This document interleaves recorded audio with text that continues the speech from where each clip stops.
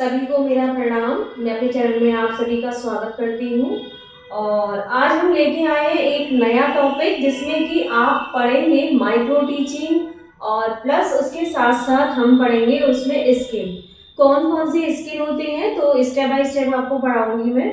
तो हम आज इंट्रोडक्शन स्किल के बारे में चर्चा करेंगे, क्योंकि वीडियो फिर ज़्यादा लंबी हो जाएगी यदि मैंने आपको 6 स्किल यदि एक साथ पढ़ा दिए तो, है ना। क्योंकि ये भी केवल 5 मिनट में ही इस स्किल को हमें सीखना होता है, जिससे कि जो नए बच्चे होते हैं बीएड जो कर रहे होते हैं उनको 5 या 7 मिनट का एक स्किल सिखाया जाता है, जिससे कि प्रॉपर तरीके से वो बच्चे जो है उस स्किल को सीख जाएं। तो शुरुआत करते हैं। आइए कि माइक्रो टीचिंग यानी कि सूक्ष्म शिक्षण का जो विकास हुआ था वो आपके 1961 में हुआ था और स्टैनफोर्ड विश्वविद्यालय में किया गया था। ठीक है, मैं शॉर्ट में बता रही हूँ क्योंकि मेरा मुख्य उद्देश्य है आपको इंट्रोडक्शन स्किल को समझाना कि हम किस तरह से इसके जो घटक हैं उनको हम क्रमबद्ध तरीके से लगाते हैं और हम किस तरह से इसको इंट्रोडक्शन स्किल को हम मतलब समझाएं, मतलब कि हम इंट्रोडक्शन स्किल को हम कैसे क्वेश्चंस बनाएं। ठीक है, मुख्य मुद्दा ये होता है कि हम कैसे इन क्वेश्चनों को निकालें। ठीक, तो इनकी डिटेल्स तो आप खुद भी पढ़ सकते हैं, तो डिटेल्स में मैं नहीं जाऊंगी। अच्छा, फिर आती है कि what is the teaching skill, यानी कि टीचिंग स्किल जो है वो क्या है। ठीक है, तो शिक्षण कौशल, शिक्षण प्रक्रिया, यानी कि जो शिक्षण कौशल होते हैं और जिनकी शिक्षण प्रक्रिया को एक तरीके से करने के लिए जो कौशल होते हैं ना, शिक्षण कौशल, उनको करने के लिए वो जो प्रोसेस को अपनाया जाता है हम उसे कहते हैं what is a teaching skill. अब इन्होंने क्या किया था कि एनसीईआरटी ने सन 1978 में शिक्षण अभ्यास यानी कि उसको व्हाट इज टीचिंग स्किल कहा, जो कि शिक्षण करते समय एक जो टीचर होता है या कोई बच्चा होता है जो जिसको सिखाया जाता है वो अभ्यास करता है, तो उसको टीचिंग स्किल के नाम से पुकारा। किसने पुकारा? एनसीईआरटी ने सन 1978 में एक फ्रेमवर्क भी तैयार किया था। देखो मैंने लिखा भी है, फ्रेमवर्क तैयार किया था जिसमें उपयोग में आने वाले कौशलों का निर्माण। ठीक है, क्या था? उपयोग में आने वाले कौशलों का जो निर्माण किया जाता है हम उसे what is a teaching skill कहते हैं। ठीक, अब आती है बात इंट्रोडक्शन स्किल की, क्योंकि इसमें प्रस्तावना मतलब जो पहला जो स्टेप है वो है आपका प्रस्तावना कौशल। प्रस्तावना कौशल का मतलब होता है कि जो प्रश्न है यानी कि जो बच्चों को आप टॉपिक पढ़ाने जा रहे हैं उन बच्चों तक वो आपका टॉपिक जो है वो कैसे आप समझाओ कि हमें ये टॉपिक पढ़ाना है या हम आपको ये टॉपिक पढ़ाना चाहते हैं। ठीक है, तो उसी विषय पे हम आते हैं। अब क्या है कि इंट्रोडक्शन स्किल किसे कहते हैं? ठीक है, तो पढ़ाए जाने वाले विषय तक पहुंचने का माध्यम क्या है इंट्रोडक्शन स्किल, कि जो टॉपिक हम पढ़ा रहे हैं पढ़ाए जाने वाले विषय तक पहुंचने का माध्यम क्या होता है? Introduction skill. ठीक है, अब बात आती है इसमें घटक, इसमें मुख्य जो योगदान है वो आपके घटकों का है, क्योंकि हमें ये मुख्य रूप से पता होना चाहिए कि इसके अंतर्गत कौन कौन सी घटक प्रयोग किए जाते हैं। तो पहला है आपका पूर्व ज्ञान, दूसरा है आपका उद्देश्य, तीसरा है आपका श्रृंखलाबद्धता, चौथा है साधनों का प्रयोग, पांचवा है रुचि जागृत, उपयुक्त अवधि विस्तार, अभिप्रेरित और अध्यापक की उत्सुकता एवं सजगता। ये आपके सामने 8 घटक हैं। इनका प्रयोग इन क्वेश्चनों के अंतर्गत कैसे हम करेंगे ये आज हम सीखेंगे। ठीक है, अब हमें क्या करना है, हमें मानो कि हमें कोई टॉपिक पढ़ाना है, उस टॉपिक पे हमें पहुंचना है, उस टॉपिक पर पहुंचने के लिए हमें क्या करना होगा? भाई जाहिर सी बात है, हम किसी क्लास में जब जाते हैं तो हमें लगता है कि हम बच्चों से, छोटे जो बच्चे होते हैं हमें उनको समझाने के लिए कुछ ऐसा टॉपिक लाना पड़ता है या कुछ ऐसी चीजें हमें बतानी पड़ती हैं जिससे कि हम उस टॉपिक पर आ जाए, बच्चा उस चीज को आसानी से समझ सके। ठीक है, अब ये जो हमने घटक लिख लिए, जब आप फाइल बनाएंगे तो उसमें हम इंट्रोडक्शन स्किल लिखेंगे, फिर घटक लिखेंगे, फिर आपके पूर्व ज्ञान, यानी कि बच्चा इससे संबंध में पूर्व ज्ञान थोड़ा बहुत रखता ही है। उसी पूर्व ज्ञान को नोटिस करते हुए हमें उन क्वेश्चनों को ऐसे क्वेश्चन बनाने हैं जिन क्वेश्चनों का आंसर बच्चा आसानी से दे सके। हमें इस बात का भी ध्यान रखना है कि जो क्वेश्चन हम बनाने जा रहे हैं वो क्वेश्चन आसान होने चाहिए, बच्चा आराम से उसका जवाब दे सके। और दूसरी बात, जो भी क्वेश्चन आप बनाएं 4 या 5, वो हमेशा ऐसे होने चाहिए कि पहला क्वेश्चन जैसे आपने यहाँ हमने लिखा, उसका आंसर बच्चे ने यहाँ दे दिया, तो वही उठ के शब्द यहाँ आना चाहिए सेकंड क्वेश्चन पे। सेकंड का आंसर बच्चे ने यहाँ दे दिया तो थर्ड पे आना चाहिए, थर्ड का आंसर बच्चे ने दे दिया तो फोर्थ पे आना चाहिए, फोर्थ का आंसर यहाँ दे दिया तो फिफ्थ पे आना चाहिए। 4 या 5 क्वेश्चन ही हम बनाते हैं, या तो 4 क्वेश्चन होगा या 5 क्वेश्चन होगा। हमें अपने टॉपिक को लाने के लिए ऐसे क्वेश्चनों का निर्माण करना पड़ता है जिसमें कि 5 क्वेश्चन या नंबर 4 पर क्वेश्चन जो हो वो कैसा हो, समस्यात्मक प्रश्न हो जिसका बच्चे आंसर ना दे पाए। बस इतनी सी बात आपको समझनी है, ठीक। आप सबसे पहला क्वेश्चन मैंने लिखा है, मैंने बहुत शॉर्ट में लिखा है, आप जब भी अपनी कॉपी में लिखें इस क्वेश्चन को पूरी तरह से लिखें। मैंने तो सिर्फ आपको समझाने के तरीके से शॉर्ट में लिखा है, ठीक है। अब सबसे पहला क्वेश्चन है, देखो इसमें कि कौन पढ़ाते हैं, कौन पढ़ाते हैं यानी कि कौन आपको पढ़ाते हैं, बच्चों को कौन पढ़ाते हैं, ऐसे मान लो बच्चों को कौन पढ़ाते हैं, तो बच्चे आंसर तुरंत दे देंगे, शिक्षक पढ़ाते हैं या हमारे गुरुजी पढ़ाते हैं, ठीक है। बच्चे ने आंसर दिया आपका शिक्षक, ठीक है, ये आ गया। अब आपने कहा कि शिक्षक कहाँ पढ़ाते हैं, तो बच्चे ने बोला विद्यालय में पढ़ाते हैं, सिंपल सी बात है, उसे मानने में शिक्षक जो है विद्यालय में ही मिलते हैं। अब विद्यालय में क्या क्या हम लेकर जाते हैं, जब हम विद्यालय जाते हैं तो बच्चे बोलेंगे पेन लेके जाते हैं, पेंसिल लेके जाते हैं, रबड़ लेके जाते हैं, कटर लेके जाते हैं, बैग लेके जाते हैं, तो ये सारी चीजें बच्चे जो बताएंगे आप उनको यहाँ पर लिख देंगे, ठीक है। अब आपने यहाँ पर लिख दिया, तो वो जो पेन पेंसिल रबड़ कटर जो है वो नंबर 4 पर आपका क्वेश्चन आ जाएगा। तो पेन पेंसिल जो है वो क्या होती हैं, तो बच्चे बता देंगे वो जनरली वस्तुएं होती हैं, ठीक है।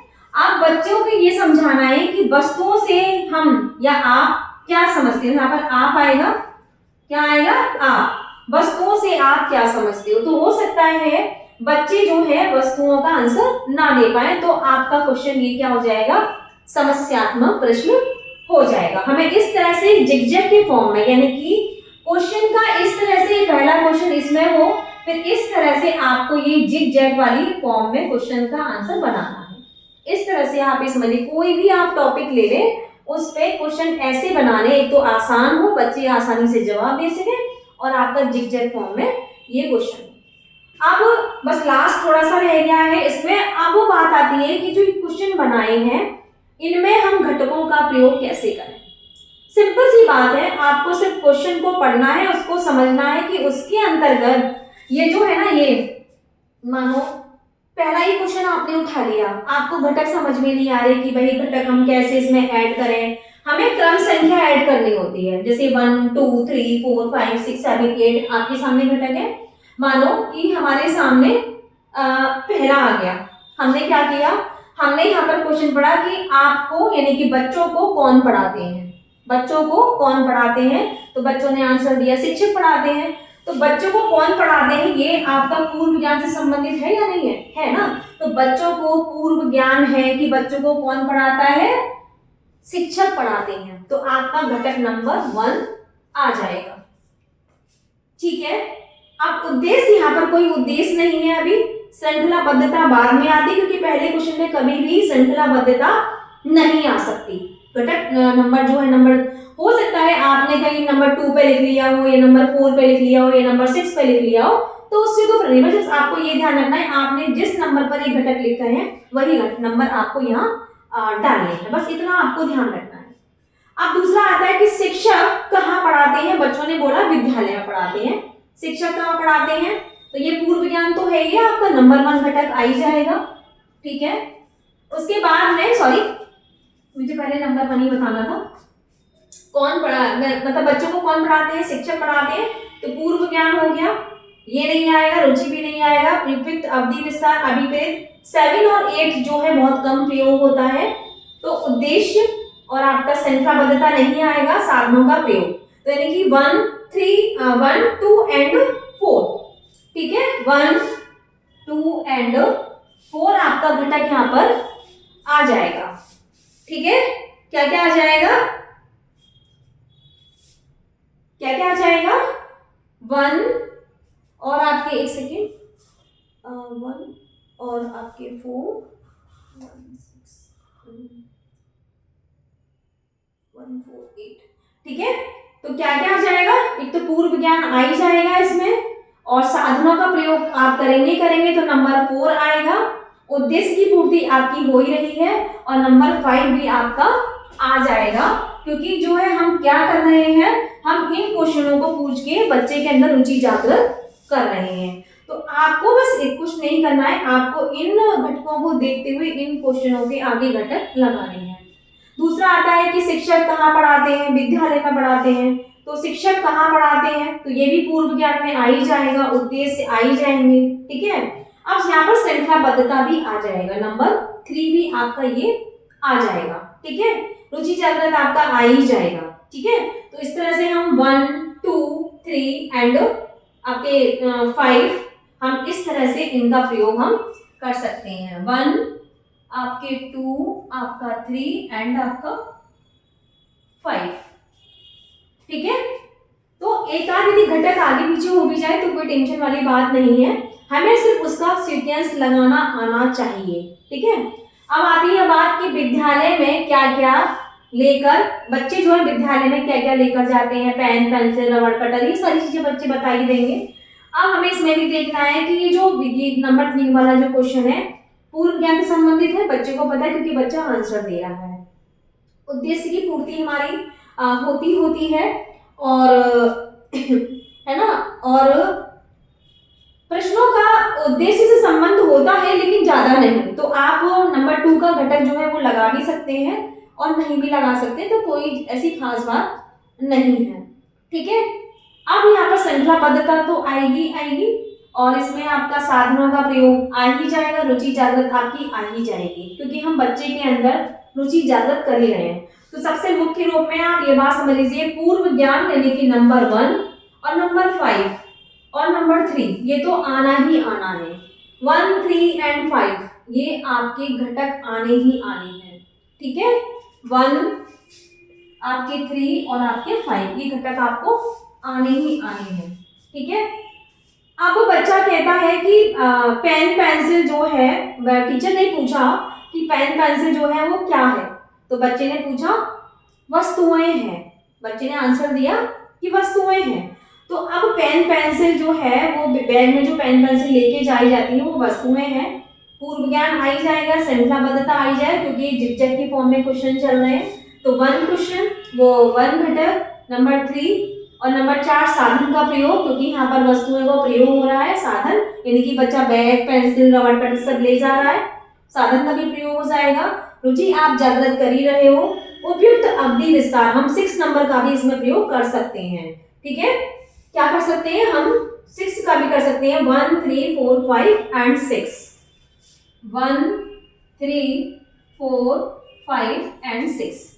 अब आप कहोगे कि 6 कैसे आया? उपयुक्त अवधि विस्तार, पेन पेंसिल में जब बच्चा प्रयोग करता है तो वो कब प्रयोग करता है?